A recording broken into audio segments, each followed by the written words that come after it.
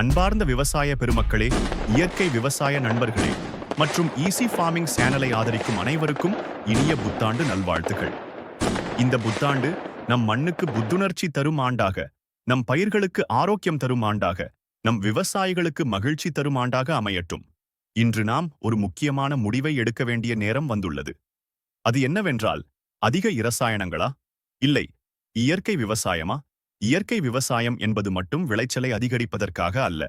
நம் மண்ணை காப்பதற்காக, நம் நீரை பாதுகாப்பதற்காக, நம் குழந்தைகளின் எதிர்காலத்திற்காக bio fertiliser, bio pesticide, jeevamrutham, panchagavya, fish amino acid போன்ற இயற்கை உள்ளீடுகள் மூலம் குறைந்த செலவில் நிலையான லாபம் பெற முடியும்.